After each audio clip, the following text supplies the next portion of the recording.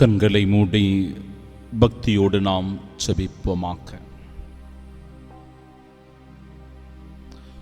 எங்களை அதிகமாய் நேசித்து அன்பு செய்கிற இறைவா, உம்மை முழுமனதோடு போற்றி துதித்து ஆராதனை செய்கிறோம்.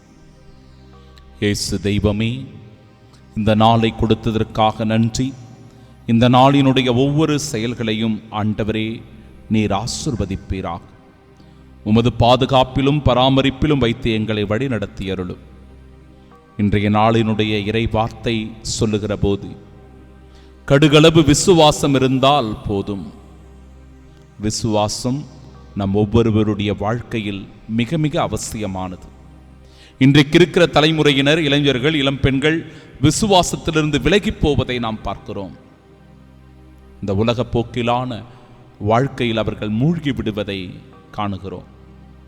இயேசு தெய்வமே, உம்மாலன்றி இந்த உலகத்தில் எதுவும் அசையாது என்பதை நாங்கள் அறிந்திருக்கிறோம் அப்பா. இன்றைய நாளினுடைய புனித தோம்னிக் அவர்கள் ஜெபமாலை பக்தி முயற்சியை உருவாக்கி,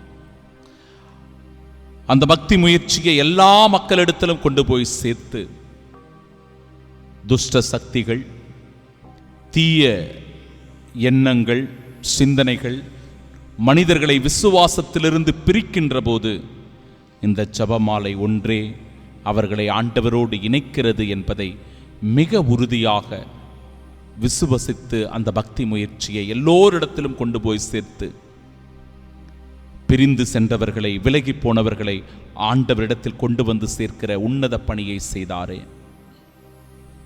நாங்களும் கூட பல நேரங்களில் விசுவாசத்திலிருந்து துண்டிக்கப்படுகிறோம். இயேசு தெய்வமே, எங்கள் விசுவாசத்தை கட்டி எழுப்பி உம்மோடு என்றென்றும் இணைந்திருக்கக்கூடிய பாக்கியத்தை தாருமப்பா. திராட்சை கொடிகளோடு இணைந்திருக்கின்ற கிளைகளைப் போல நாங்கள் எப்பொழுதும் வாழ வரம் அருளும். அம்மா, தேவத்தாயே, ஆரோக்கிய மாதாவே, உம்முடைய அருளுதவியை நாடி ஜெபிக்கிற ஒவ்வொரு பக்தர்களையும் கைவிடாமல் இந்த நாளில் பாதுகாத்தருளும் தாயே. அவர்களுக்காக என்றென்று பரிந்து பேசும் அம்மா. ஆமென்.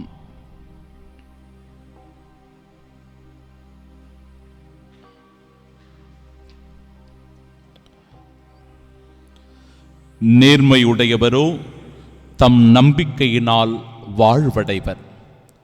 நம் ஆண்டவராகிய இயேசு கிறிஸ்துவின் அன்பும் அருளும் அமைதியும் மகிழ்ச்சியும் உங்கள் அனைவரோடும் இருப்பதாக. நம்பிக்கையற்ற சூழ்நிலை நம் வாழ்க்கையில் வருகிற போது நாம் தடம் புரண்டு விடுகிறோம். நம் எண்ணமும் சிந்தனையும் மாறுபடுகிறது. நம் வாழ்க்கை பல நேரங்களில் சீர்குலைந்து போவதற்கு கூட அது காரணமாக அமைந்துவிடும். ஆண்டவர் இயேசு இன்றைய நாளினுடைய நற்செய்தியில் நம்முடைய நம்பிக்கையை மிகுதிப்படுத்தும் வண்ணமாக, நம்பிக்கையினால் ஆகக்கூடிய வல்ல செயல்கள் என்ன என்பதை சுட்டிக்காட்டி, உங்கள் விசுவாசத்தை மிகுதிப்படுத்திக் கொள்ளுங்கள். ஆண்டவரோடு இணைந்திருக்கிற வாழ்வு ஒன்றே மனித வாழ்விற்கு அர்த்தம் சேர்க்கும் என்பதை மிக தெளிவாக எடுத்து சொல்லி, கடுகளவு விசுவாசம் இருந்தால் உன் வாழ்க்கை மாறுபடும். உன் வாழ்வில் அற்புதங்கள் நடக்கும். உனக்கு அதிசயங்கள் நிகழும். ஏனென்றால் உன் நம்பிக்கையை, உன் விசுவாசத்தை நீ ஆண்டவரின் பேரில் வைத்திருக்கிறாய். உன் செயல்கள் எல்லாவற்றையும் ஆண்டவருடைய அருட்துணையினால் நீ செய்ய தொடங்குகிறாய். தன் சீடர்களுக்கு ஆண்டவரை சுட்டிக்காட்டி, ஏன் உங்களால் தீயிலும் தண்ணீரிலும் விழுந்து அவதிக்கு உள்ளாகி இருக்கிற அந்த வலிப்பு நோயினால் பாதிக்கப்பட்டிருக்கிற மனிதரை குணமாக்க முடியவில்லை? உங்களுடைய அவநம்பிக்கையே அதற்கு காரணம். உங்களுடைய நம்பிக்கையற்ற தனம்தான் அவற்றிற்கு ஆணிவேராக இருக்கிறது.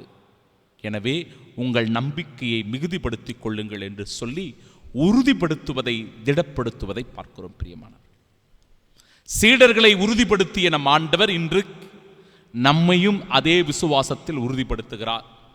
இன்றைய நாளினுடைய புனிதரான புனித தோம்னிக் அவர்களுடைய வாழ்க்கை 1170 ஆண்டில் பிறந்தவர். ஸ்பெயின் நாட்டைச் சேர்ந்தவர்.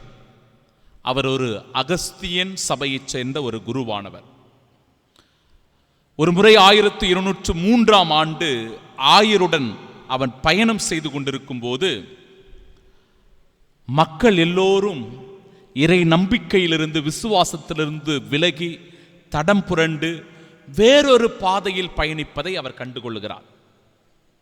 அல்பிஜிஎஸ் என்கிற ஒரு தப்பறை கொள்கை மக்களை இறை விசுவாசத்திலிருந்து நம்பிக்கையிலிருந்து விலகி போகச் செய்திருக்கிறது. அல்பிஜிஎஸ் என்றால் என்ன, அல்பிஜிஎஸ் கொள்கை என்றால் என்ன என்பதை நாம தெரியணும். அது ஒரு இரட்டை கொள்கை. நல்ல கடவுள், தீய கடவுள் என்று இரண்டு விதமான உலகை வெளிப்படுத்துகின்ற ஒன்று. அதாவது ஆன்மாவை மட்டுமே கருத்தில் கொண்டு ஆன்மா மட்டும்தான் உண்மை, இந்த உலகமும் இந்த உடலும் மாயை அல்லது அது தீயது என்று சொல்லி அதை வெறுக்கின்ற ஒரு நிலைப்பாட்டை உடையது. உலகத்தை வெறுப்பது, ஆண்டவருடைய வார்த்தைகளை முழுமையாக ஏற்றுக்கொள்ளாமல் விவிலியத்தினுடைய பழைய ஏற்பாட்டினுடைய நிலைப்பாட்டை ஏற்றுக்கொள்ளாமல் புறக்கணிப்பது, திருச்சபையினுடைய ஒழுங்குமுறைகளையும் சட்ட திட்டங்களையும் ஏற்றுக்கொள்ளாமல் மறுப்பது போன்ற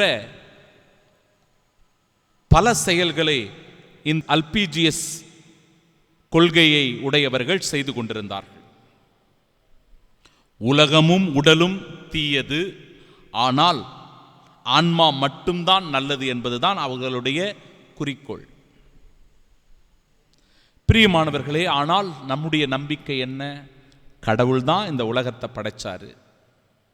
கடவுளுடைய சாயலாகத்தான், அவருடைய உருவாகத்தான் நாம் ஒவ்வொருவருமே இருக்கிறோம். இந்த ஆன்மா பரிசுத்தமாய் கடவுளுக்கு சொந்தமானது என்பதை உணர்ந்திருக்கிறோம். எனவே இப்படிப்பட்ட தப்பறை கொள்கைகள் அதிகமாக பரவிய அந்த காலகட்டத்தில் சூழலில்தான் புனித டோம்னிக் அவர்கள் அதை சரியாக கண்டுகொண்டு அவர்களை விசுவாசத்தில் நம்பிக்கையில் உறுதிப்படுத்துவதை நிலைத்திருக்கச் செய்கிற செயலை செய்கிறார். எப்படி? ஜபமாலை பக்தி முயற்சியை வளர்க்கிறார். ஜபமாலையினுடைய பக்தி முயற்சி ஒன்றுதான் விசுவாசத்திலிருந்து ஒரு மனிதனை விலக்கி விடாமல் காக்கின்ற மிகச்சிறந்த ஆயுதமாய் இருக்கிறது. மிகச்சிறந்த ஒரு நம்பிக்கையின் அடையாளமாக திரு ஜபமாலை இருக்கிறது என்பதை உறுதிப்படுத்தி அதற்காகவே ஒரு சபையை அவர் நிறுவுகின்றார். இறை விசுவாசத்திலும் நம்பிக்கையிலும் மக்களை வளர்த்தெடுப்பதற்காக அந்த சபையானது கொடுக்கப்படுகிறது. இதனால அவர் பல்வேறு துன்புறுத்தல்களுக்கு, பிரச்சனைகளுக்கு உள்ளாகக்கூடிய சூழ்நிலை வருகிறது. அவர் வெளியில் போகும்போது சேற்றை வாரி அடித்திருக்கிறார்கள், கல் மணல் இதெல்லாம் தூக்கி அவர் மேலே அடிச்சிருக்கிறாங்க. எல்லாவற்றையும் பொறுமையினாலும் தாட்சியினாலும் அன்பினாலுமே இவர் அணுகி இருக்கிறார். பிரியமானவர்களே, இவருடைய சபையானது அங்கீகரிக்கப்பட்டு தொடர்ந்து இறை நம்பிக்கையும் விசுவாசமும் வளர்வதற்கு பெரும் உறுதுணையாக இருந்திருக்கிறது. இவர் சொல்லி இருக்கிறார், விதைகள் தூவப்பட்டால்தான் பயன் தரும், மூடி வைத்தால் அழுகிவிடும் என்று சொல்லி நற்செய்தியை அறிவிக்க வேண்டும். இறை நம்பிக்கையினாலும் விசுவாசத்தினாலும் ஒவ்வொருவரும் தூண்டி எழுப்பப்பட வேண்டும் என்கிற தன்னுடைய அந்த நோக்கத்தை மிக தெளிவாக விளக்கி தன் சபை முழுவதும் இந்த இறை நம்பிக்கையினால் எல்லோரையும் உறுதிப்படுத்துவதற்கான பணியை அவர் செய்கின்றார்.